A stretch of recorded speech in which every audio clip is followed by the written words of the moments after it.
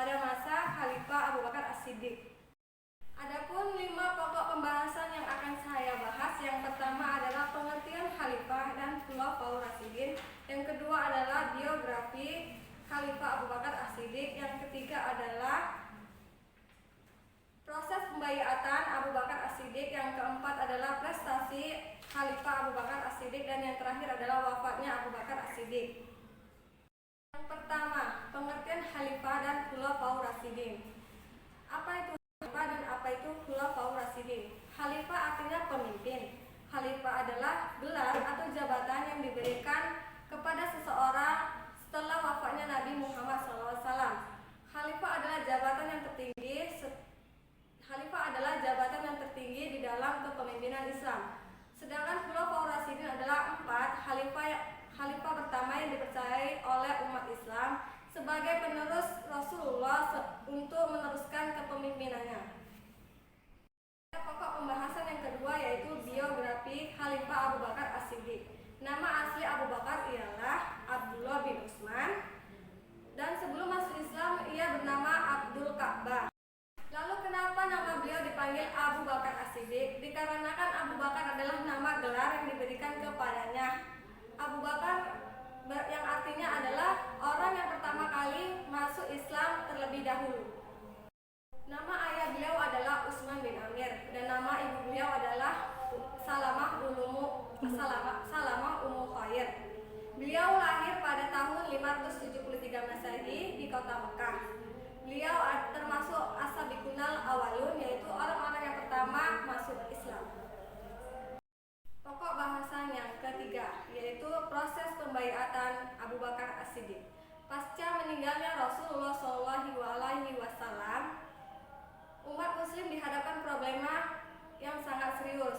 Sebab sebelum Rasulullah wafat, beliau tidak meninggalkan pesan apapun tentang siapa yang akan menggantikan kekhalifahannya. Maka tidak ada petunjuknya dari Rasulullah. Terjadilah perdebatan antara kaum Ansar dengan kaum Muhajirin, di mana kaum Ansar menginginkan kekhalifahannya berasal dari kaum mereka, dan begitu juga sebaliknya kaum Muhajirin menginginkan kekhalifahannya berasal dari kaum mereka.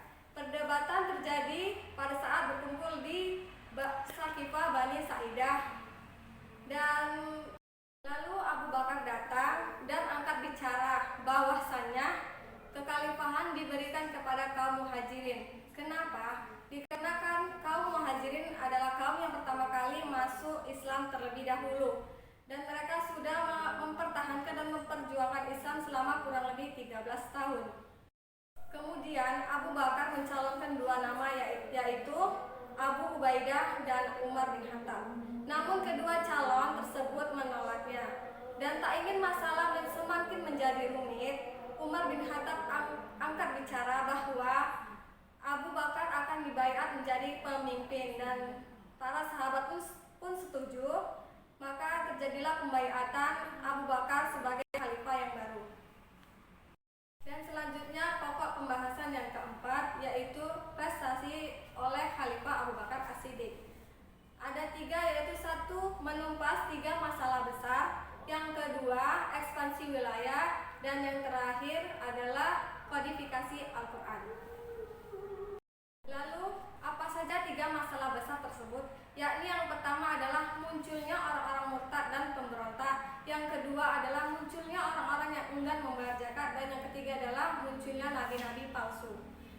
Adapun tokoh yang mengakui dirinya sebagai nabi, yang pertama adalah Aswad Al-Ansi, yang kedua adalah Tulaih bin Khuwailid, yang ketiga adalah Malik bin Muwairah, dan yang terakhir adalah Musailamah Al-Kadzab. Ekspansi wilayah oleh Abu Bakar As-Siddiq. Ekspansi wilayah dilakukan oleh pengganti Rasulullah atau khalifah. Ekspansi wilayah dilakukan pada saat masalah atau problema dalam negeri tuntas dan kondisi politik kembali stabil. Adapun tujuan Abu Bakar dalam ekspansi wilayah yaitu 1. Untuk memperluas wilayah kekuasaan Islam, dan 2. Untuk menyebarluaskan agama Islam yakni berdakwah. Kemudian kodifikasi Al-Quran. Abu Bakar As-Siddiq memiliki 2 tujuan dalam kodifikasi Al-Quran. Yang pertama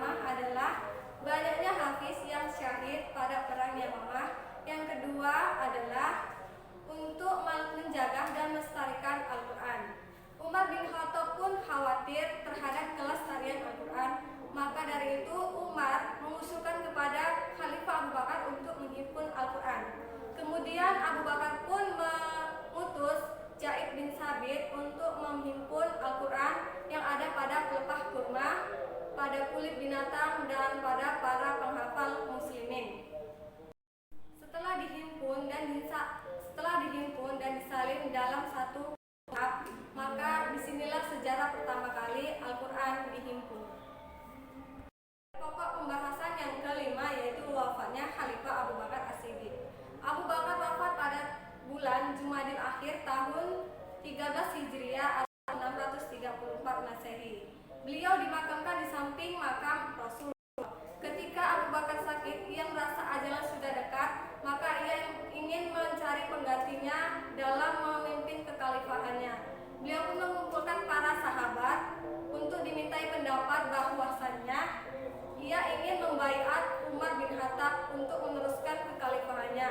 Kemudian para sahabat pun setuju untuk membaiat Umar bin Khattab.